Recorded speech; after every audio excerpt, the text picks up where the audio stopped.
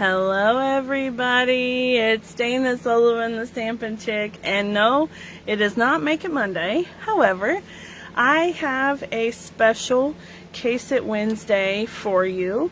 I was making the project for today's blog and thought, why not make another set of supplies and come on live this evening and show you how to make it, because it's so stinking cute, right? It's very, very cute. Now, you'll notice right off the bat that this is a 4 1/4 by 4 1/4 card. So it's a square card, not a standard A2 size card.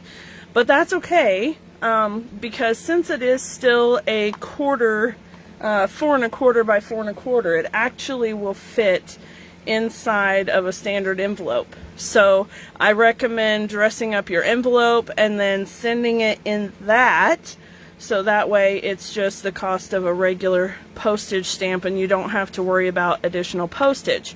Because once you make a square card, at least in the US, when you try to ship a square card, you have to pay extra shipping. And I don't know, understand, or whatever, it's weird, but anyway, it'll sit inside of an A2 envelope perfectly and it'll be just fine, so I would ship it this way.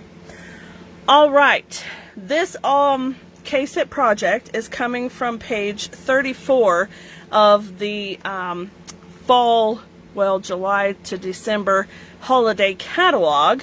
It's this card right here in the middle. And, you know, honestly, when I first looked through the catalog, this card is what drew my attention to the candy cane stamp set. So I saw this first and I thought, oh my gosh, that's so cute. And then I came over and saw the candy canes. Super, super cute, okay? So this is a resist technique, and it's a lot of fun, so I'm going to share it with you, and I'll tell you all about the measurements and everything else, okay? So let me set this over here. And we're going to be doing some embossing tonight, so for a moment anyways, it's going to get kind of loud. Alright, here's what you're going to need. You'll need an 8.5 by 4 1/4 inch piece of real red cardstock, scored at 4 1/4 inches. Okay, and then you're going to need 2 pieces of basic white cardstock that measure 4 1/8 by 4 1/8 of an inch. I have another piece of cardstock here that measures 4 1/8 by 1 1/4. Just double check that. I've already pre-stamped this one, but I'll tell you how I got to that, okay? And then I have a label cut from the Stitch So Sweetly dies. And then I have a piece of ribbon that's, I want to say, about 3 7/8. No, I lied. It's 4 1/4 inch. But I'm going to cut it down to just shy of 4 1/4 inch. So 4 1/4 inch ribbons. These are the mint macaron soft velvet ribbon and that real red mini ruffled ribbon. Okay, these are both in the holiday catalog, so we'll use those. We're also going to be using real red ink, mint macaron, and evening evergreen for our inks. As I said, we're going to be doing some embossing, so I have my white embossing powder, Versamark, and my handy dandy reverse tweezers. And then we're using the candy canes stamp for the background, which I already have set up on my Stamparatus. And then we're using Warm Christmas Wishes from the Encircled in Warmth stamp set for our sentiment here. Okay, so I have that on a block. I have the candy canes stamp set already on my Stamparatus, so it's ready to go. We'll start there. Let me get this stuff set out of the way, and I have the one piece of basic white cardstock which I'm gonna put just a little touch of adhesive on the back side. And I've already kind of pre-stamped here, so I know where my stamp is going to lay. So I want to just make sure that I'm right in between that. And then I'll press it down, and that's going to hold it, because I'm not going to be able to use my magnets on this one. Okay, so when you're not able to use your magnets, when you're doing these full background stamped images, the way that I like to do it is to put just a little touch of adhesive right on the back side of my card. Okay, and then we're going to ink this up with Versamark. And I'm just inking up the whole thing because honestly it's less hassle than trying to figure out exactly where that piece of cardstock sits. Okay, so I'm going to ink this up really good with Versamark, and then give it a nice firm even press down. And then when I pull it off, I'm going to be really careful not to smudge the edges. Alright, so I'm going to lift that off, move this aside,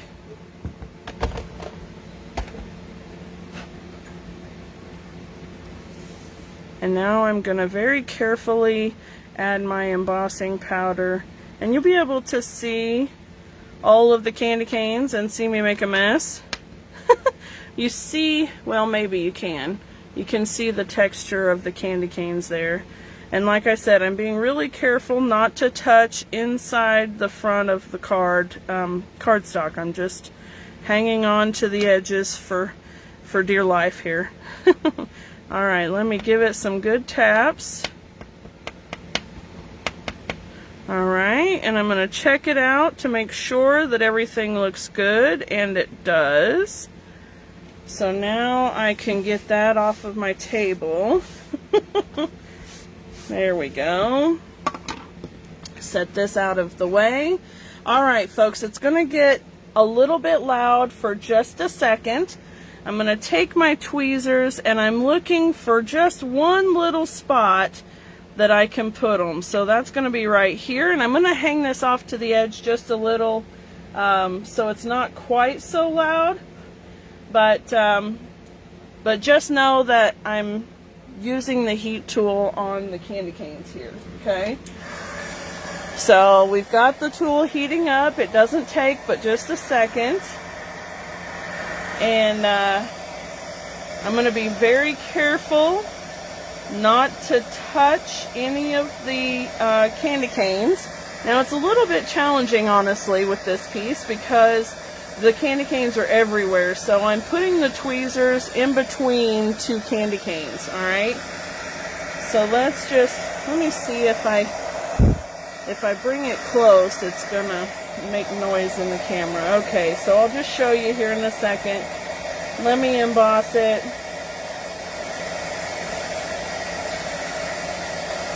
I'm just nice and easy going back and forth over the areas that have the embossing powder.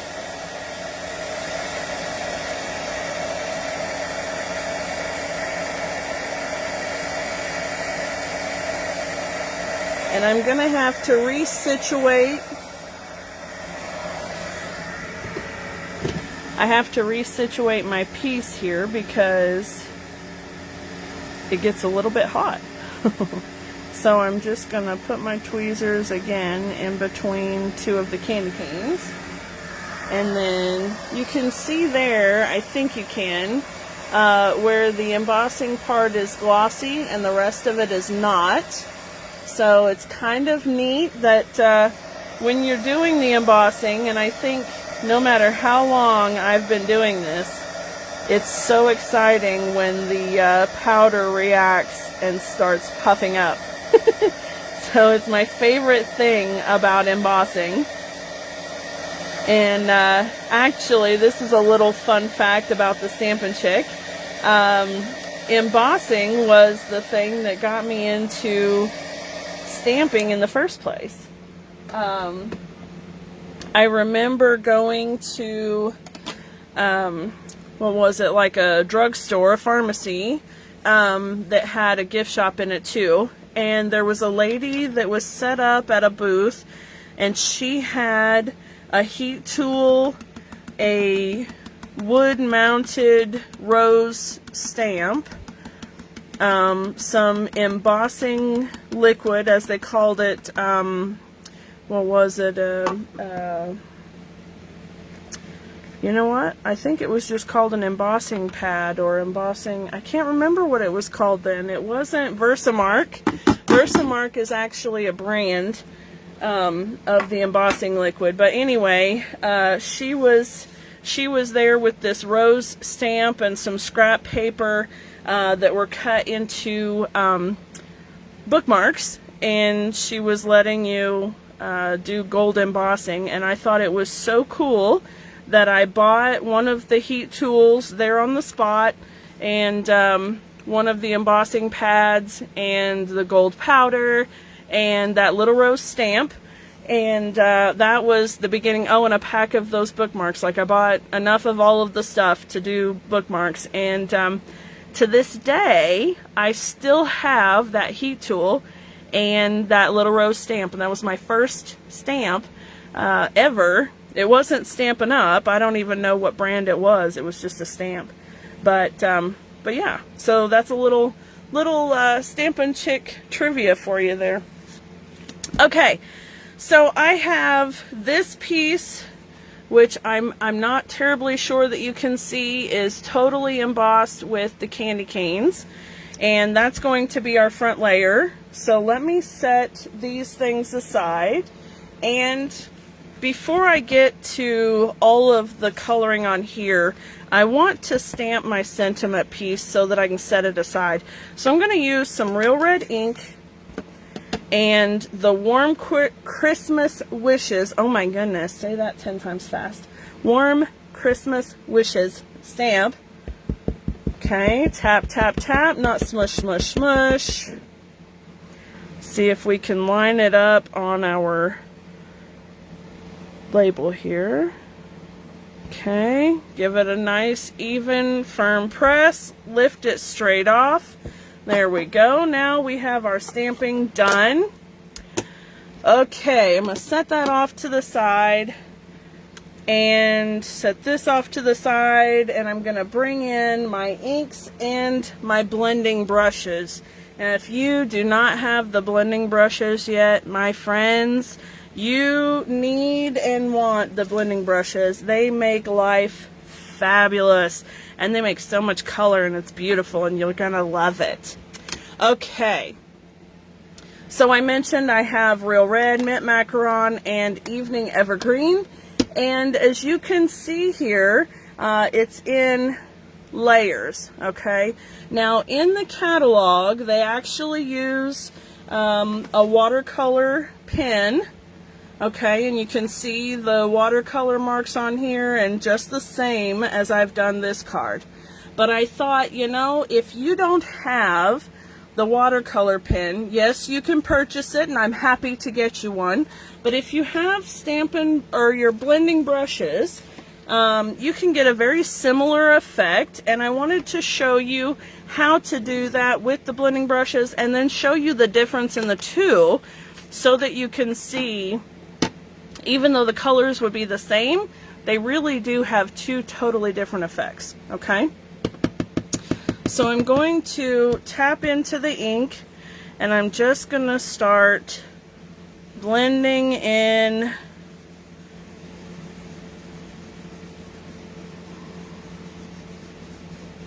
okay, and right away you should be able to see a big difference between the watercolor and the blending brushes. So I don't know if you can really tell what's going on here, but you see that it's actually coloring the embossing too, whereas with the wash it left the embossing perfectly clear.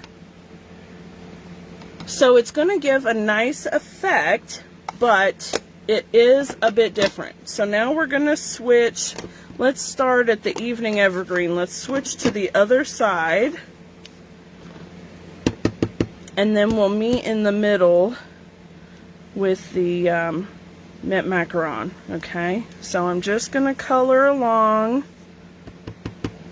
and this is still very, very pretty. Okay, either way would be beautiful, but they are in fact two totally different concepts.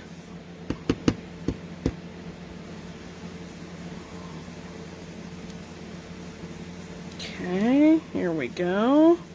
One thing I do like about the blending brushes as opposed to the watercolor though is I like how smooth the color looks. Like, it doesn't have streaks, it doesn't have any of the lines or anything else. It's a very soft and subtle look. Alright, now we're taking the mint macaron just right up the middle and joining those colors. Okay, I wanted to give the real red just a minute to dry so that it didn't transfer to my brush, which is why I waited. Okay, so if you're wondering why I skipped over it, that's why. Alright, here we go. As you can see, it's a very soft and beautiful look. This is a gorgeous background. And then I can take a tissue and we can get a good amount of the ink off. Okay, so we're still gonna get that resist effect. Now let's take it off of the real red. There we go. Alright, so right away you can see that it's not quite as bold as the watercolor. Let me turn this the right direction here. Okay, so the embossing isn't quite as bold on the blending brushes. It definitely gets a little bit of color staining on the embossing, but it does have a softer, smoother, more subtle transition in colors, which is very nice. And it doesn't have any streaks of watercolor, which is also very nice. Alright, let's finish up our card here. So I'm taking the card base, and I want it to open this direction. Alright, so I'll take my adhesive. Let me grab it.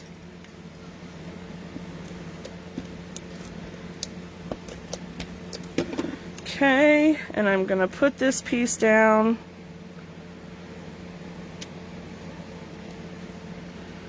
Like so. Okay, on the inside piece, I'll put the white layer down first.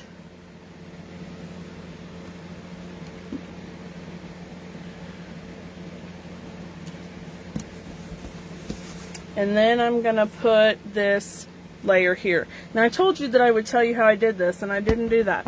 So I actually took both of these strips, this one and the one from this card, at the same time, and since I had already stamped here, I put a little adhesive on the back and lined it up with the grid lines on my paper just inside of the stamp zone, and then stamped both of them at the same time. I could have actually gotten 3, maybe even 4 at a time. So this is definitely a good way that you could do some assembly line stamping if you wanted to create these cards en masse, right? Alright, let me adhere this layer down, and this one's going to go just above the bottom edge. I had initially thought I would put it all the way down at the edge, and it looks fine that way, but then I thought it looked really good with just a little bit of white peeking from the bottom. So there's the base. Alright, so now we have the inside decorated, because no naked insides and no naked envelopes, right? Right. Okay, so our inside is decorated, and I had already shown you the envelope, so you know that it's decorated as well in the same fashion. And now we come back here to the front, and I'm just going to put a few little strips of the Stampin' Seal Plus, and then grab my ribbon scissors. I want to snip my ends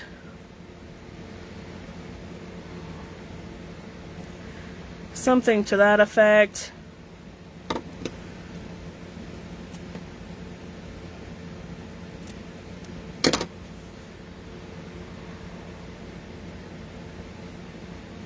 There we go.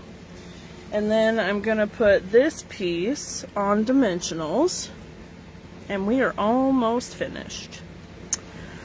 This is actually a very, very cute card. And of course, if you wanted to make it a standard A2 size card, you could certainly do that without any issues whatsoever.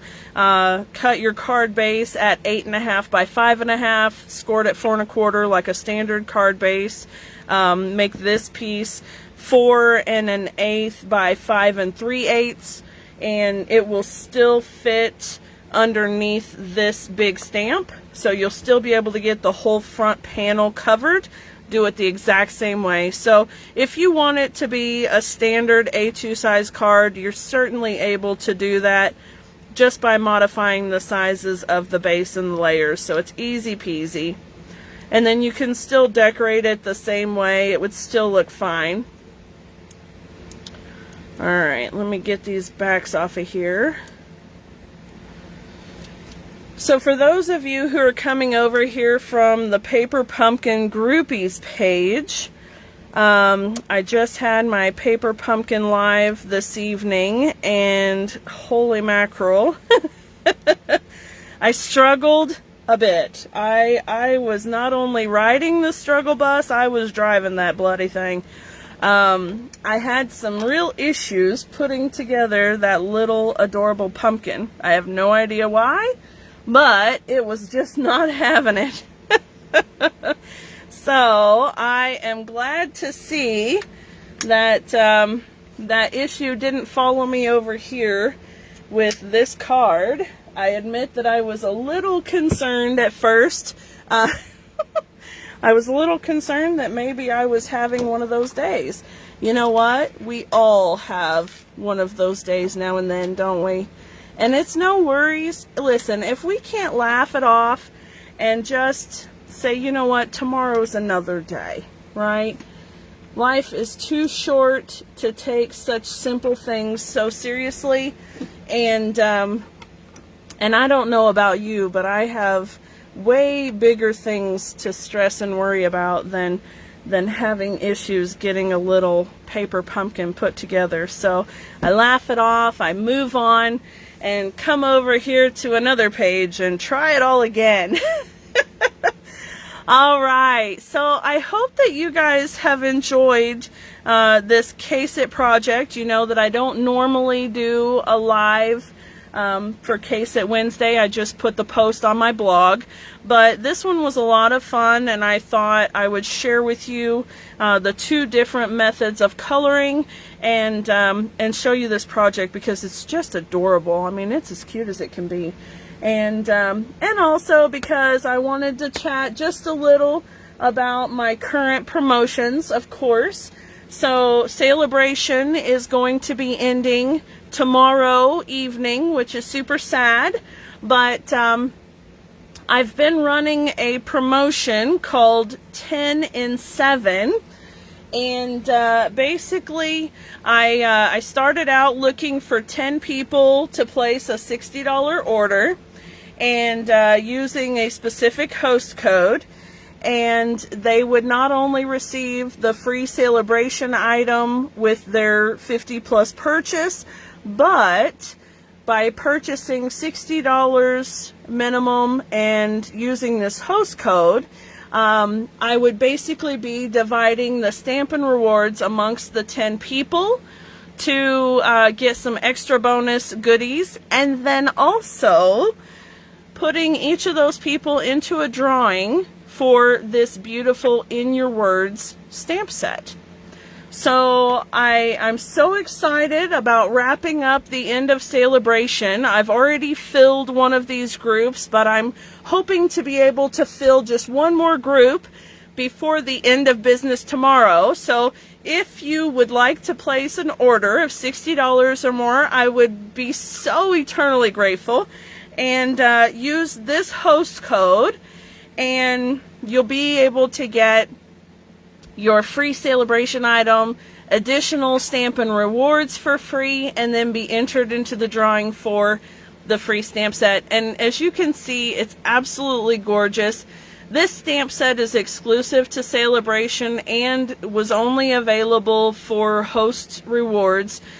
So you can't purchase it and you can't get it free with your purchase. Only one of them comes in the workshop. That's why I'm doing a drawing with all of the names of the people who participate. So that last group is in one drawing and this next group will be in another drawing. So you don't have to compete with 20 people. You only have to compete with 9 other people. Okay? So if you'd like to take advantage of that, visit my website, danasullivan.stampinup.net. Use the host code and place your minimum $60 order. Okay? Now the order is going to ship directly to you, but the Stampin' rewards and the stamp set, if you're the winner, will go to you from me. Okay, so I will be sorting out the Stampin' rewards and I will mail them out. Plus I'm going to send you a sweet little handmade card as a thank you. And so anyway, and there may be some other little goodie involved in that, but you know, you'll get a cute little package from me anyway with some wonderful prizes and goodies. So I'd love for y'all to join in on that. And then the last thing is just that since Celebration is wrapping up, and this is your last opportunity to take advantage of the additional free bundle that you can get when you sign up for the Stampin' Up Starter Kit. So the Stampin' Up Starter Kit is $125 worth of product for only $99, so it's a fabulous discount right off the bat.